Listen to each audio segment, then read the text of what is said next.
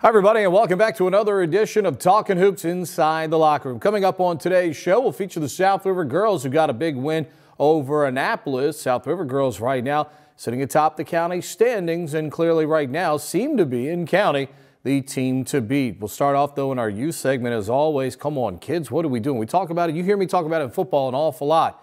Ejections, technical fouls. Had multiple ejections in youth league games this weekend. Even yours truly gave out a technical foul during a 17 and under game for unsportsmanlike conduct. Whatever happened to just simply showing up on Saturday or Sunday and playing the game? And right now we seem to have these issues that have carried over from last year. At some point, especially in the 17 and under league, some of the play gets out of control, not necessarily because of the physical part of it, but just because of all the talking and everything that goes along. And every year this seems to happen in the 17 and under group. Would hate to see this group eventually go away, as the constituents who certainly behave themselves have every right to be out there and play some basketball. We'd hate to see this league go away because guys cannot behave. So kids out there on that Saturday and Sunday, parents, coaches, let's all behave out there and try and keep the behavior down to a minimum. Always great to see some of the young stars of tomorrow as we see them coming up in those 8 to 10-year-old leagues. 12 and under, 13 and under, 14 and under as well. But certainly, if you read in the Capitol lately, Anne Arundel County lost one of the great pioneers of youth basketball in Anne Arundel County. And that is, of course, Ed Wilson, who, of course, through the Maryland 3D organization for several years. And you saw it in Bill Wagner's article. Stevie Wojciechowski, who, of course, went on to play at Duke and played as now the head coach at Marquette University, talked about how instrumental Ed Wilson was at the youth level at 10 and under. That was the always great thing about Ed. He always coached the 10 and under level so he could build those fundamentals from the get-go. So they would have that building block and really be able to learn the game the right way. That way, if they wanted to continue to pursue it, they would have the building blocks they would need to go forward. Passing away at the age of 92. You talk about a pillar of the community, and we throw that word around a little bit too much. We throw greatness around. We throw leadership around a little bit too much. We tag it to people that sometimes don't necessarily deserve that title. Ed Wilson was one of those guys, and his style in teaching the kids, bringing in any kid that wanted to come into the organization and teaching them the fundamentals of basketball, that's what it was all about for Ed Wilson all the way up until the time of his death at the age of 92. And certainly a guy like Ed will be missed indeed. Our condolences to Chip, the rest of the family, and certainly to the Maryland 3Ds organization, which has been so instrumental in getting kids to college and using basketball as a vehicle to do so. When we come back, we'll talk high school. We'll do that in a moment right after this on Talkin' Hoops Inside the Locker Room.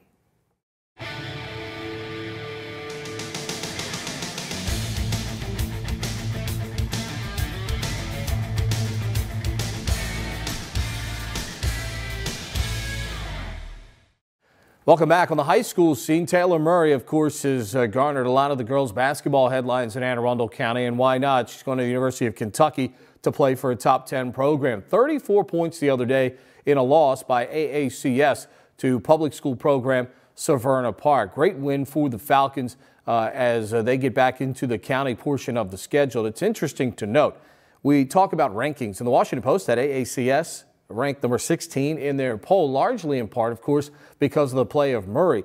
But you look at the win from Severna Park, who, certainly would need to pull a little bit of an upset maybe in many people's minds to beat South River for the county championship. But nonetheless, what a great win for the Falcons program going forward here for the second half of the high school season. Also of note, Severna Park had to play the night before, and they got a win over Southern there. Severna Park's boys for Paul Pellicani picked up their third win of the season, knocking off Southern on Friday night by a count of 50-37. The big game, though, was over in Fort Meade, where Peter Carrero, several years ago when he first started at Fort Meade, he got a little bit of pushback from the players there. There's a lot of structure that comes with Coach Carrero, came over from St. Mary's, and what a job he's done. The kids have stuck with him. He has stuck with them, even though there were opportunities maybe to go other places. And now, right now, they are the top program in Anne Arundel County after beating beating Old Mill on Friday night, picking up that big victory. The other team that is on the come, because now they have their full roster,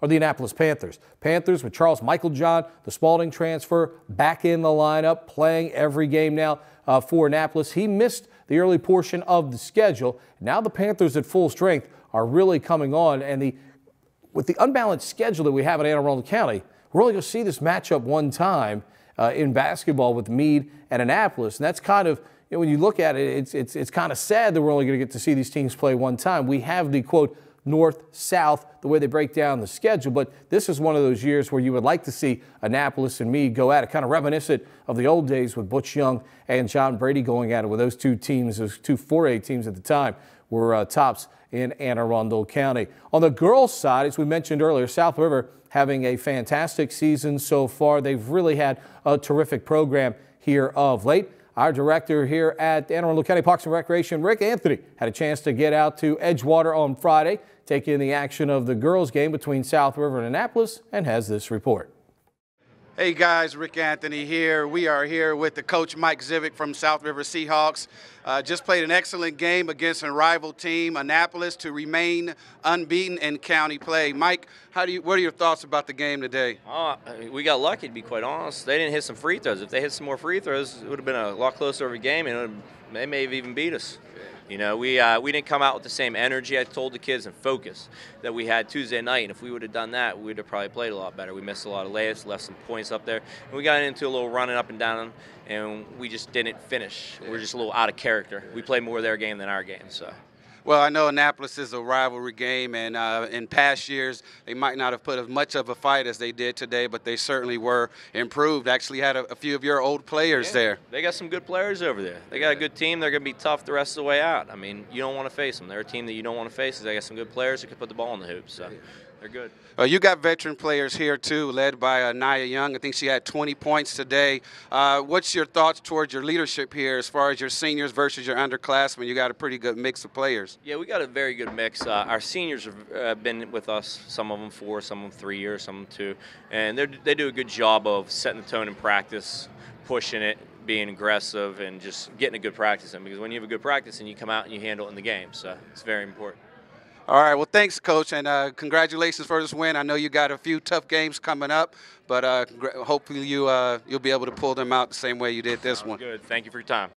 All right, fellas, back again. I got 3 seniors from South River Seahawks as they have enjoyed a great win this year. They have led their team to an unbeaten season in the county league. I have Kobe, I have Chance, and I have Nia Young. Nia finished the game with 20 points. Nia, what are your thoughts out there today? I think we played great. We all played together.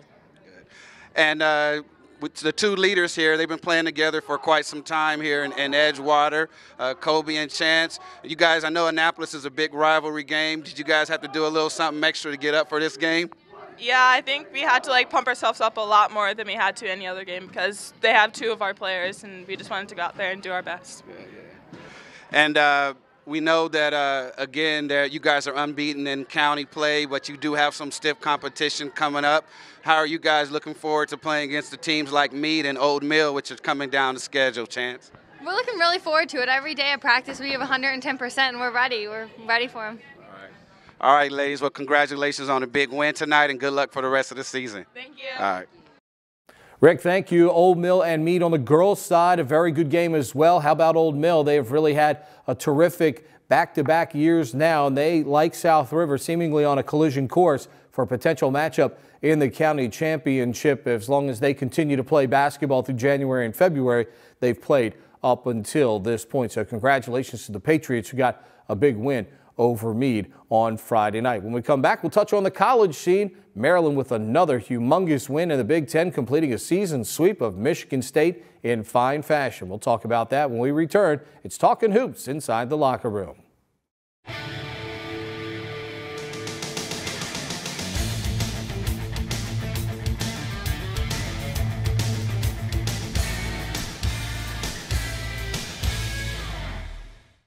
Welcome back. The Maryland Terrapins now sitting atop the Big Ten standings with Wisconsin and Indiana.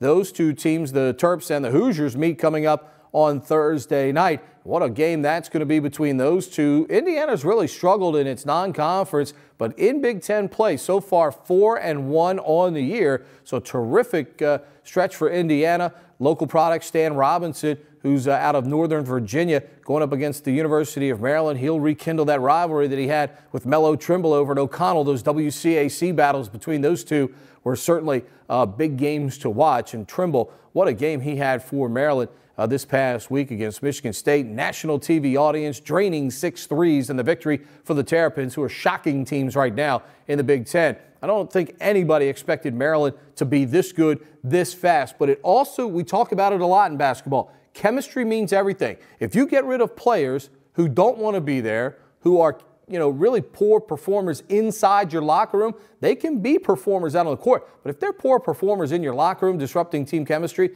you got to get them out of the locker room. Doesn't matter what basketball level you're playing at. If the locker room is not all on the same page, you're going to struggle. That's what Maryland had done. They got rid of some players, and again, we talk about the Nick Faust situation. Nick Faust was playing in the Atlantic Coast Conference, could have still been playing in the Big Ten. Where's he sitting out right now? Long Beach State. It's not as if people were banging down his door to get his services. So the Terps, with better team chemistry now, good recruiting class that's coming in beyond this one that's already there now, you're talking about a Maryland team that's probably likely going to be heard from for several years now in the Big Ten standings. Georgetown, a big win this week. They knock off Villanova 78-58. Huge win for the Hoyas, who don't really have a lot of top 50 wins right now to hang their hat on. So even though their record is good, and right now they're at the top of what is certainly a watered-down Big East product. I mean, DePaul's tied for first place of all things right now in the standings in the loss column with 2 losses. But the Hoyas now ascend themselves up. They rebound from the tough overtime loss to Providence. They get a big victory over Villanova, 78-58, and they are very young. They are a really young club. Isaac Copeland, a freshman, had 17 to lead the Hoyas in that one. The Naval Academy suffered another huge injury with its best player. Second time this year, Worth Smith has been hurt. With him in the lineup, Navy's a completely different team in the top half of the standings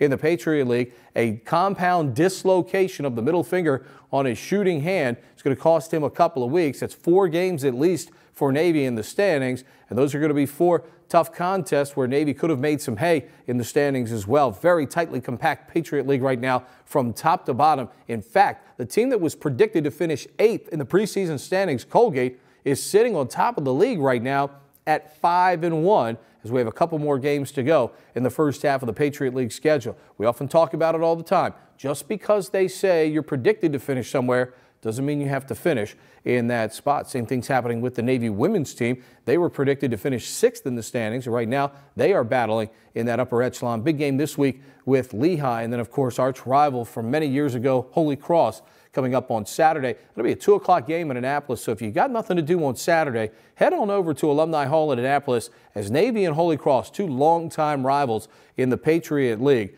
go at it Saturday afternoon at 2 o'clock. Really convenient, very affordable to get in there to see women's basketball coming up on Saturday. Of course, Pro Hoops with the Wizards. What more can they do right now than what they're doing? They roll over Philadelphia. The 76ers, well, they took their name a little bit too literally. They scored 76 points on Monday. That's not good enough to beat many NBA teams. Wizards get 20 from Marcin Gortat in that contest, and they knock off the 76ers 111-76 as the Sixers tanking to a little bit of a new level. That'll do it for our broadcast this week. Next week, we'll come back with more stats, facts, interviews from around the high school scene as the season continues down the stretch now as we start to head toward county championships, regional playoffs, and somebody hopefully will have the opportunity to go to the new Xfinity Center, which of course formerly named the Comcast Center at the University of Maryland. I'm Pete Medhurst. Our thanks to Rick Anthony for heading out to Edgewater for the interviews with South River and Annapolis this week. We'll see you next week inside the locker room, talking hoops.